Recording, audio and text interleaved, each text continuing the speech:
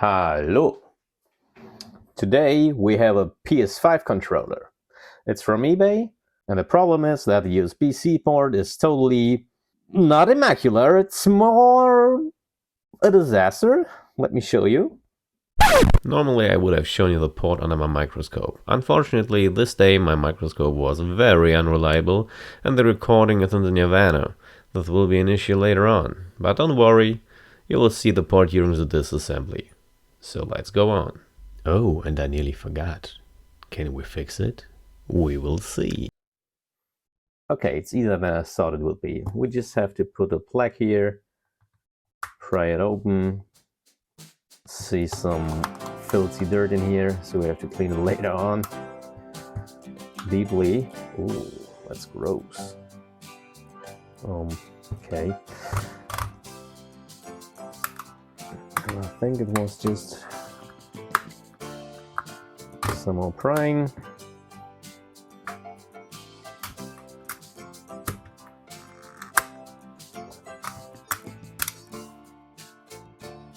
And it's off.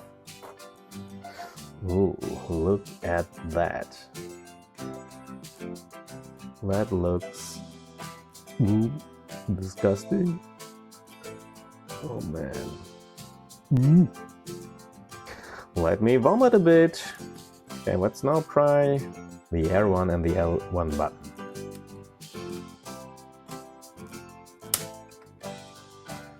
And there's a spot for better. Okay, it's from the button side.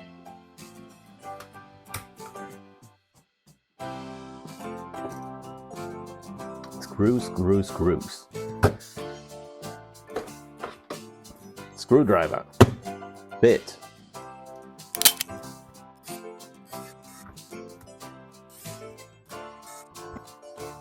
Two more screws.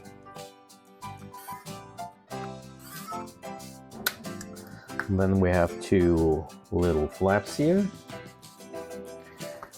Gently flip them up.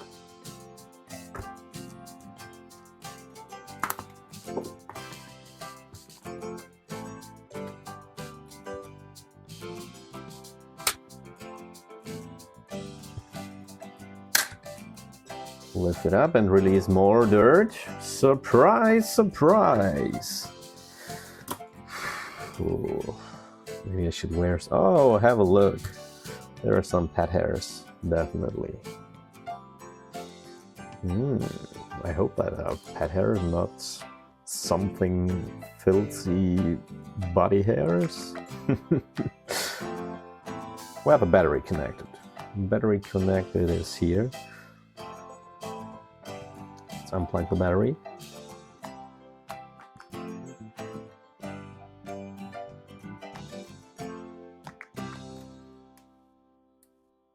Yeah, maybe that's not the best tool.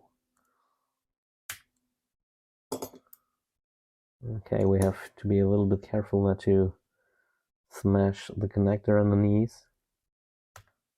Okay. That's good. Okay. What's next? Remove the battery. Here's our port, so we need to get further in.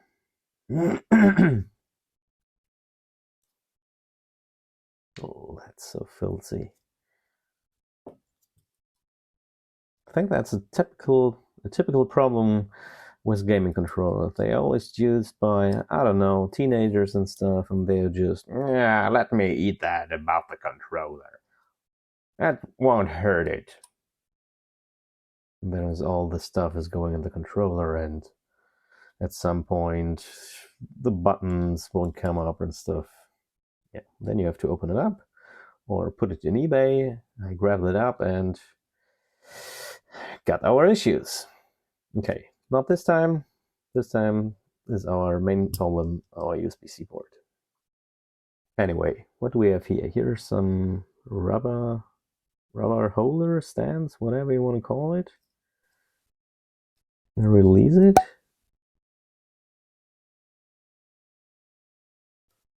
a little bit scared to rip them apart, to be honest.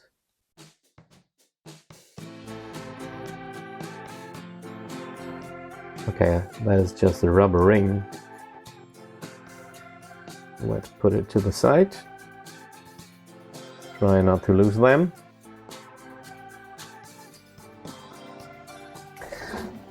Okay, but first, maybe I don't need to release this, but okay. Let's try to remove a screw here. See a screw, remove a screw. That's always a good advice. Mostly. Sometimes. Whatever.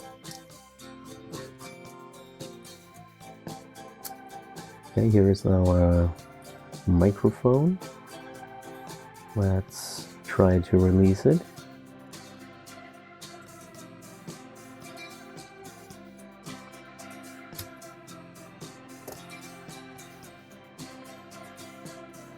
Microphone.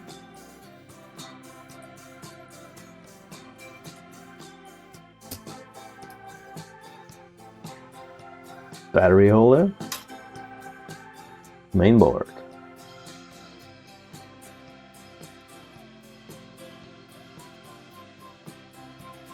And let's release those cables.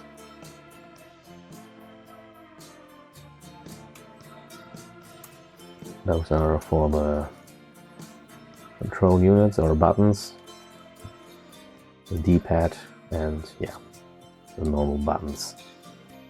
Square, X, triangle, etc.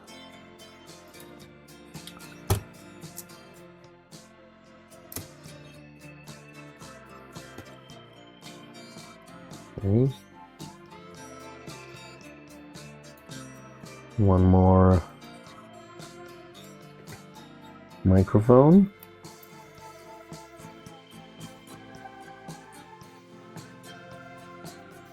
Okay, here's one more connector. Let's try to remove it.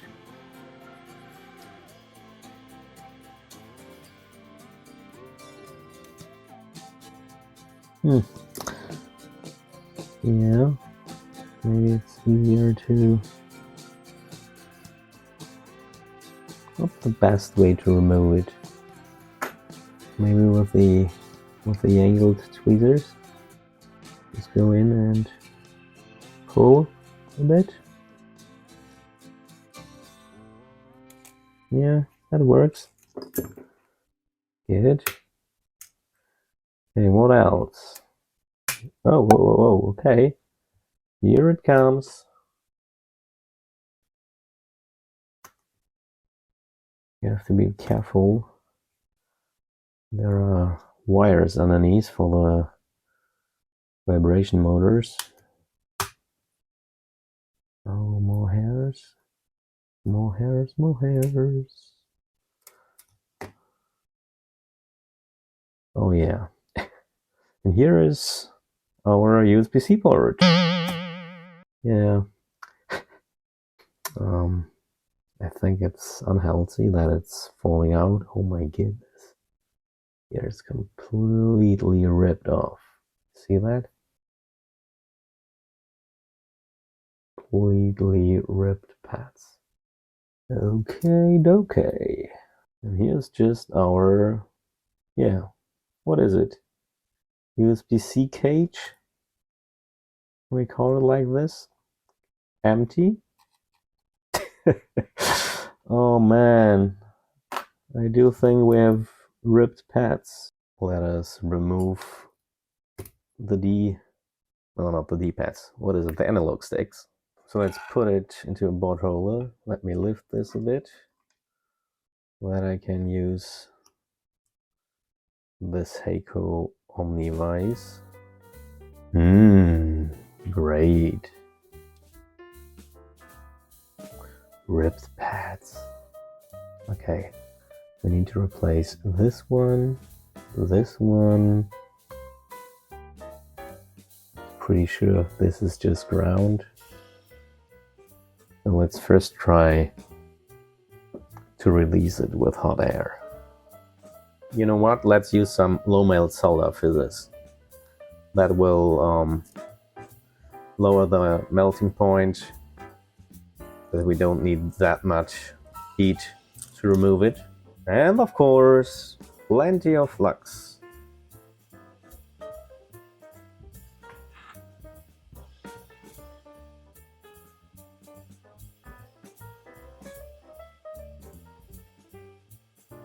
Heat it so it can go down.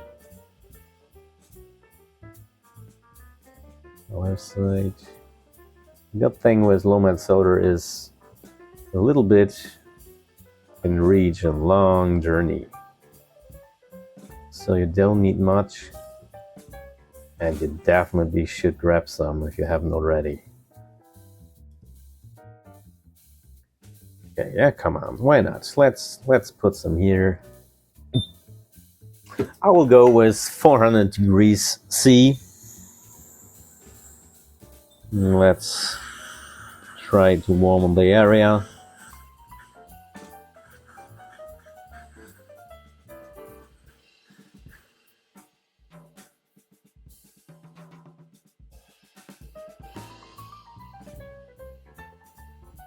Here it comes.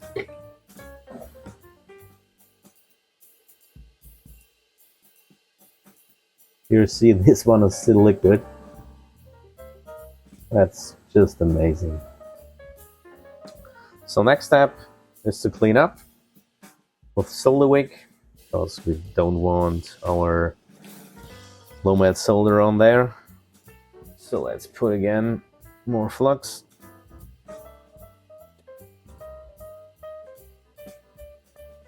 And see how easy we can clean it up.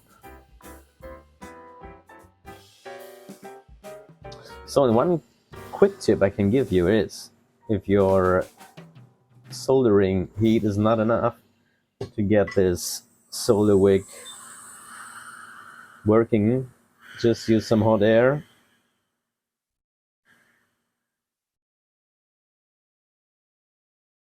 And it will get you your holes completely free.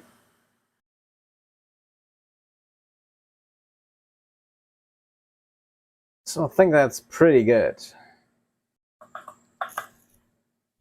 Let's use a swab to clean it a bit up. How can we fix it?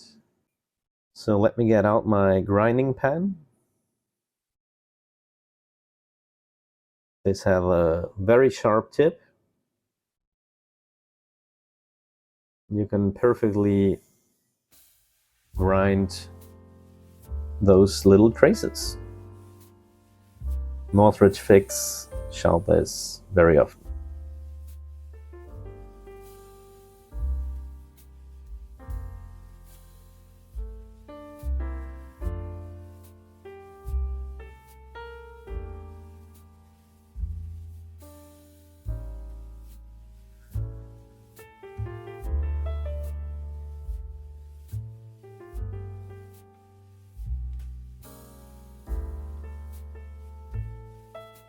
Okay, there's already some copper available. So how about this trace over here?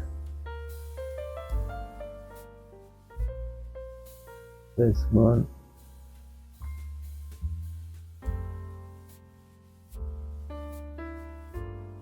Just trying to be gentle, not to get too far or too deep. Looks good also. Yeah, I think that this could work. What do you think? Now let us grab some PCB repair stripes, like this here, and try to repair this trace. And for this procedure, it's the easiest way to get two tweezers.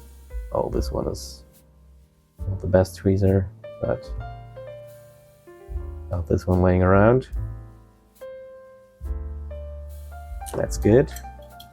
Now let's grab our soldering iron, put some solder at our tip,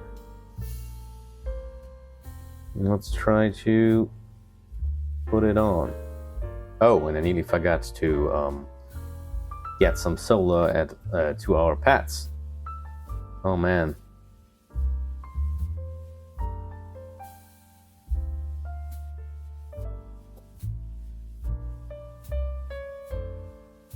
Okay, maybe we do need to grind it a bit more.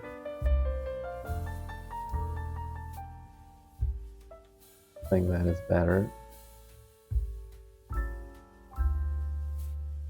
Not sure if it's enough. Yeah, we can grind it more.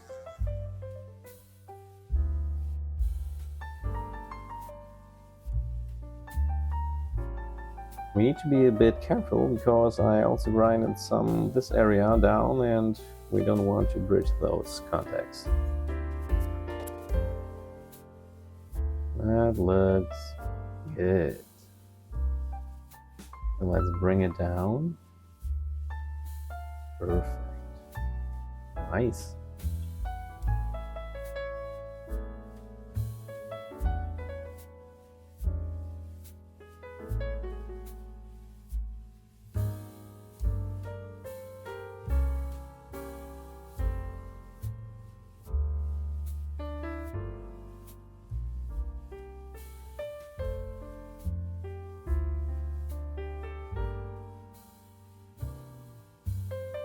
Okay, I think it looks pretty good.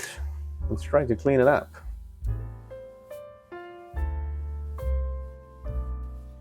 Just put a tissue on it and some IPA to remove all the remaining flux.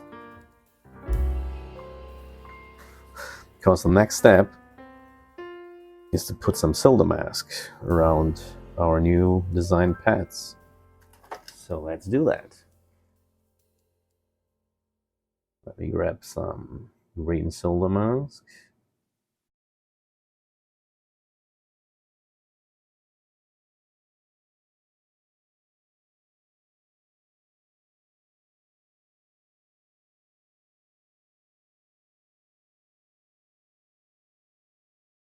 Let me try if I can remove it with a cotton swab or something.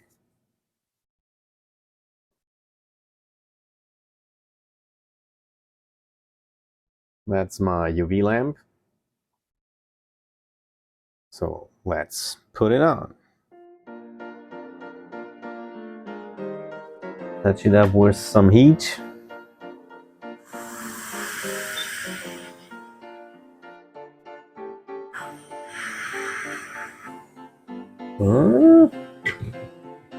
I think it's not completely hardened.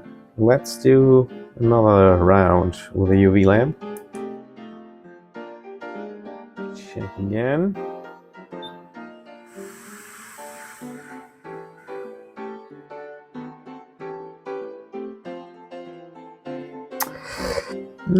Not fine with this. Let's put again some UV solder mask on it.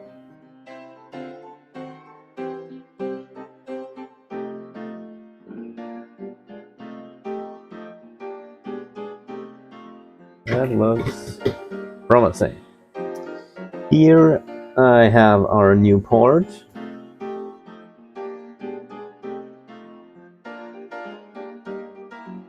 Like this. I do think that it's looking better than our old stuff here. Let's put again some flux over our fresh joints. Some fresh solder on it. Oops, the solder mask wasn't strong enough. Ah, damn it. Yeah, I think we can get away with this. The port is on. It should be fine. Let me just wetten it a bit more. Yeah, that looks good to me. Let's put it in. Let me grab my heat on my hot soldering gun. Put it down a bit. let go. I'm not 100% sure this was enough. Okay, now let's check if it's solid. That's solid. Not solid, not solid, not solid, not solid, not solid, not solid, not solid. Okay, there is no, it's no connect. Solid, solid. Okay, I think the best thing would be to touch it with a soldering iron. Here is again our microscope issue. I have no idea why, but the microscope stopped recording and I wasn't aware of that. Let me tell you what happened in the meantime. After retouching the joints several times it was fine, but I have not soldered the anchor points yet. I accidentally ripped the port off the board and have to do all the same again. After hot dropping the port with a bit of angling, the soldering was fine. We will now continue with checking the port with help of the multimeter in diode mode. Let's go on. Over and out. Yeah, that's ground. Another ground. A11, no connect. A10, no connect. VCC, we got 063. A8, 17. During post-processing I have seen that this value is incorrect. At the good controller there is a no connect or an OL. D minus, D plus, A5 no connect, VCC, A3 no connect, A2 no connect, ground. So, okay.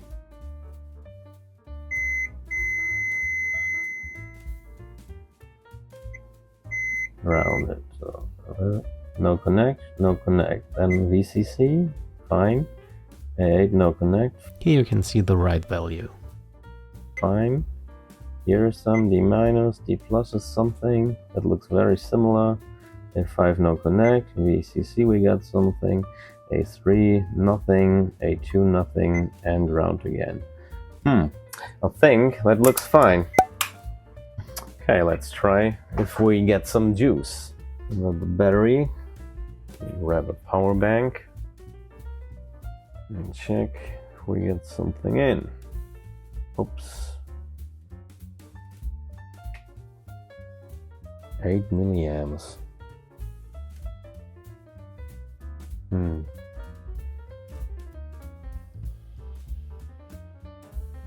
Okay, that's not much. I think my power bank is restarting because it's too low, and sometimes it will turn off in these circumstances. Yeah, let's measure what's inside the battery. We got 3.6 volt. Okay, that's less. Maybe it's putting this low current in until it gets some higher and then goes up. I will try to charge it a bit and we will come back later. So unfortunately this won't help. I've left it for about half an hour or something. There's not changing a thing. It won't go up and the battery won't get any charge. What I've done in the meantime is that I got a controller of mine where I knew that it's working perfectly, and put this battery in this controller and it charges brilliantly, and switched the battery from this one over to our faulty one and it's the same issue. So I assume the charging IC is also completely broken, but I think that's for another episode, so this will be my first revisit, I assume. Yeah. So could we fix it? Not really, just partly. We changed the USB-C port, but nonetheless the controller is not working. I temporarily assembled the device and connected it with my computer to test if it's get recognized. It is not. The higher ohm value at the A8 line is not an interconnection within the new port. I removed the connector later to measure it without the port, and it is the same value. I think that the damage of the old port resulted in more damage on our PCB. If someone has an advice for me to dig more into this issue, please let me know in the comments. This will be very appreciated. Thank you very much for your patience and watching until the end. If you like what I'm doing, please consider liking this video and subscribe to my channel. That would help me a lot. Have a heart for broken devices and give them a second chance. Hope to see you soon, stay healthy, and until next time, bye!